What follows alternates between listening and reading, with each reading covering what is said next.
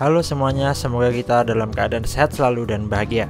Ikuti YouTube dan Instagram saya agar apabila sewaktu-waktu ada materi dan informasi terbaru, Anda dapat mengetahuinya. Anda dapat mengecek informasi media sosial saya melalui link berikut: bit.ly/Ariesta RP. Oh ya guys, biasain membaca ya, supaya selain kamu tahu ada informasi baru, otakmu jadi lebih terlatih. Oke, kita mulai sharing kita. Let's go! Hai, halo semua. Kita balik belajar lagi di ius ex animo. Kali ini belajar hukum pidana internasional dan lanjutan dari yang sesi pertama. Kalau sesi pertama kita bahas gambaran umum, capaian dan sebagainya pada tahap itu, yang sekarang adalah review tahap itu plus tentang pengertian hukum pidana internasional. Langsung kita lanjutkan ke slide berikutnya. Gambaran umumnya sebenarnya sudah dijelaskan di sesi pertama, tapi kita jelaskan ulang di sini. Apa sih hukum pidana internasional? Hukum pidana internasional itu gabungan antara hukum pidana nasional plus hukum internasional.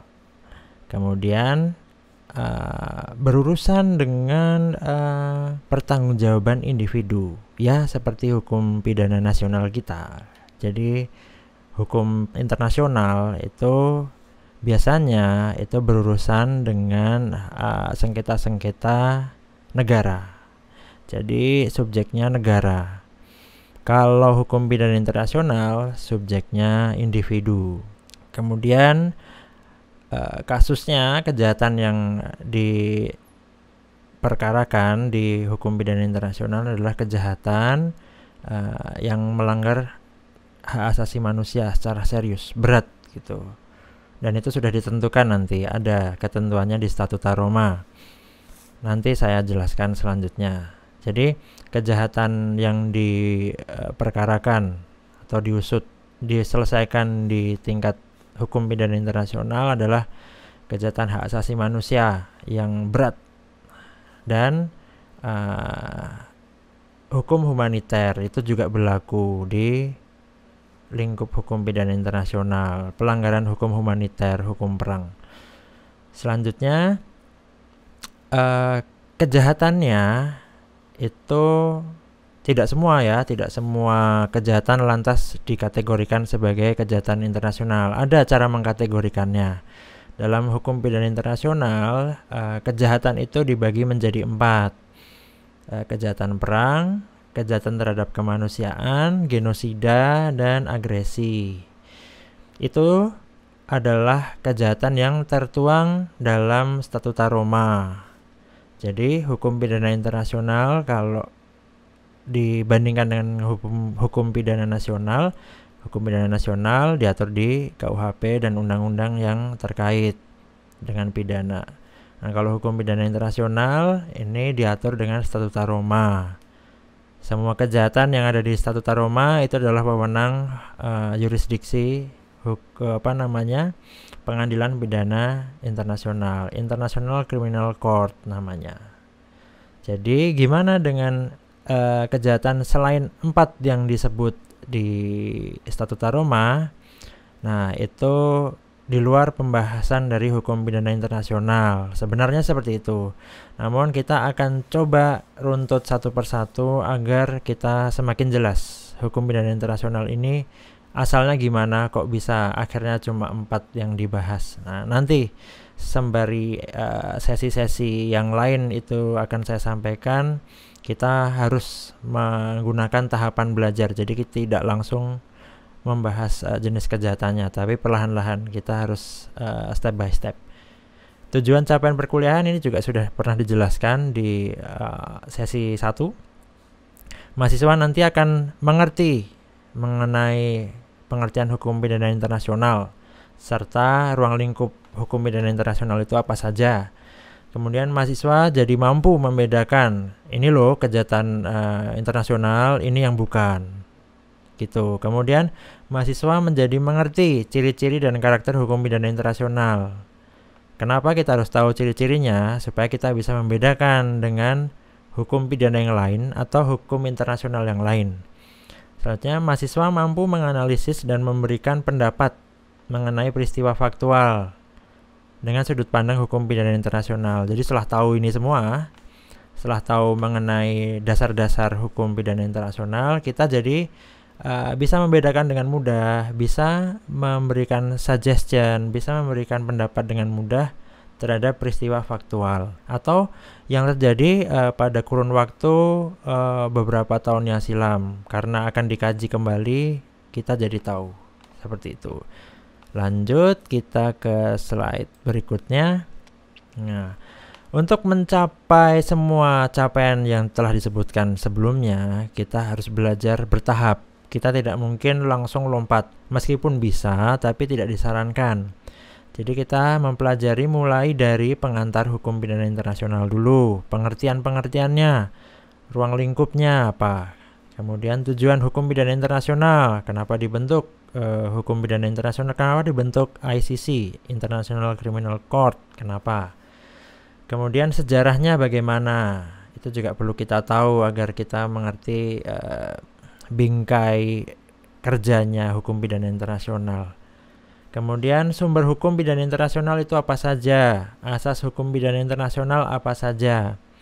Subjek hukum pidana internasional siapa saja? Kemudian, mulai kita menjelaskan kenapa kejahatannya dibagi menjadi 4. Genosida, kejahatan terhadap kemanusiaan, kejahatan perang, agresi. Kemudian karakter khusus hukum pidana internasional dan perkembangan hukum pidana internasional. Digambarkan secara umum bahwa hukum pidana internasional itu bentuknya bukan undang-undang. Jadi tidak seperti yang kita tahu ya, KUHP, undang-undang yang ada di negara kita. Ya seperti itu bentuknya, agar bisa ditaati maka dia harus disahkan oleh DPR dan Presiden. Nah, ketika kita membahas tentang hukum pidana internasional, bentuknya sangat berbeda. Bentuknya di taraf internasional ini bentuknya adalah perjanjian internasional yang harus dipatuhi oleh negara-negara yang menjadi anggotanya. Khusus untuk hukum pidana internasional, ada dalam Statuta Roma diatur juga bagaimana cara negara-negara yang menjadi anggotanya itu melakukan pelaporan terhadap sebuah peristiwa yang diduga sebagai kejahatan internasional agar ICC bisa mengusut, bisa menuntaskan, bisa memperkarakan, mengadili hingga selesai.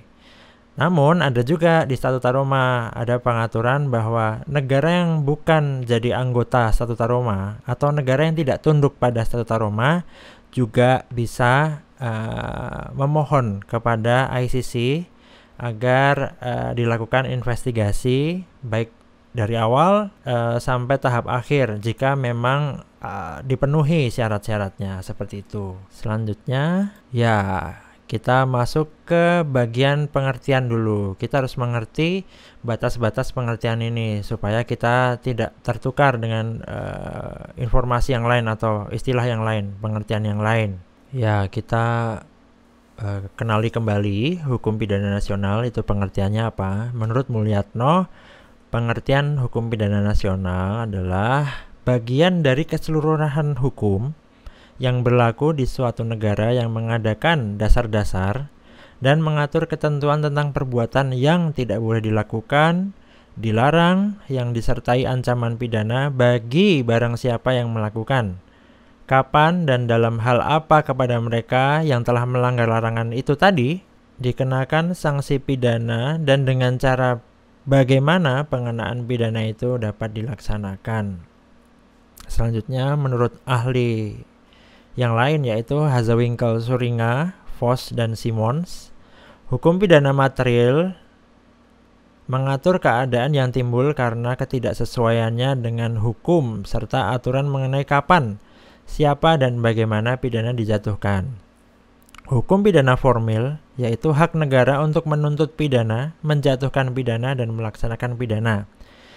Jadi Baik Mulyatno, Hasewinkel Suringa, Vos dan Simons itu mengakui bahwa hukum pidana itu dibagi dua, hukum pidana material dan formil. Seperti tadi penjelasannya ya, material itu adalah tempat di mana jenis-jenis sanksi dicantumkan, kepada siapa, kapan, dan bagaimana bisa dijatuhkan, itu material.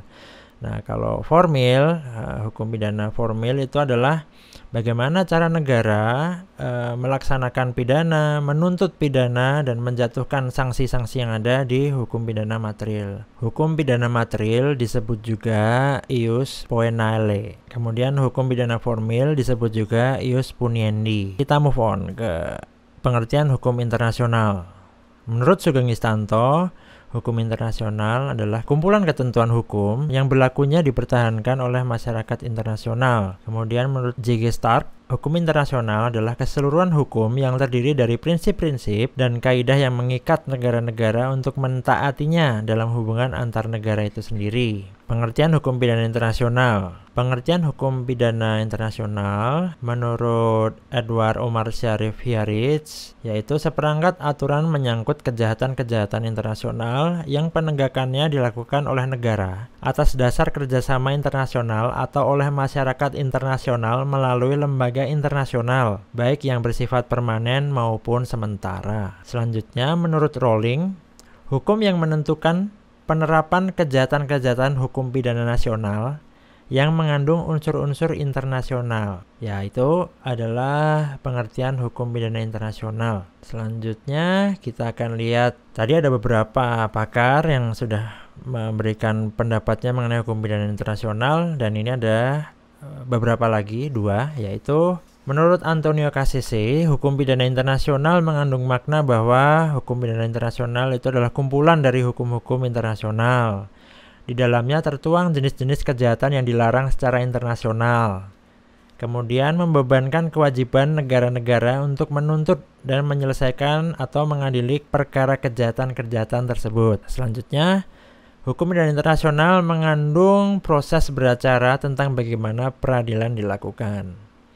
Nah, dalam buku Irina Machuk, Bassioni menjelaskan bahwa hukum pidana internasional adalah gabungan dari hukum internasional dan hukum pidana nasional yang diwujudkan dalam bentuk kerjasama yang harmonis untuk memberantas kejahatan internasional, baik di tingkat nasional maupun tingkat internasional. Bassioni juga menjelaskan bahwa hukum pidana internasional adalah aspek-aspek pidana dari hukum internasional dan aspek-aspek internasional dari hukum pidana. Ya, kita ke slide selanjutnya.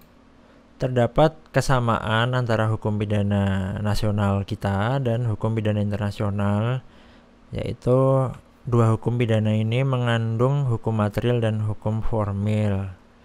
Hukum material adalah tempat di mana jenis sanksi, bentuk sanksi, bagaimana cara menjatuhkannya, kepada siapa itu dijatuhkan dan kapan itu dijatuhkan, itu ada. Serta hukum beracaranya pun juga ada. Ius puniendi, yaitu bagaimana cara, kalau di Indonesia ya, kalau hukum pidana Indonesia, bagaimana cara pemerintah bisa melaksanakan penegakannya. Begitu juga hukum pidana internasional, berisi hukum materialnya, hukum pidana materialnya, jenis-jenis kejahatannya apa saja, sanksinya apa, kapan, dan bagaimana itu bisa dijatuhkan, serta hukum beracaranya juga. Kapan negara-negara yang tergabung dalam Statuta Roma tadi atau masyarakat internasional bisa menegakkan keadilan di atas kejahatan internasional tadi. Ya, kita ke slide terakhir. Slide terakhir adalah ya ini slide terakhir, dan ini adalah gedung pengadilan pidana internasional atau Mahkamah Pidana Internasional atau International Criminal Court di Den Haag. Itu ada di Belanda. Khusus siswa saya, Anda semua wajib mengikuti slide interaktif untuk saya hitung sebagai kehadiran dan responsi sejauh mana kalian semua mendengarkan dan mengikuti perkuliahan saya. Terima kasih, semoga ilmu ini bermanfaat untuk kita semua. Sampai ketemu di episode selanjutnya. Bye.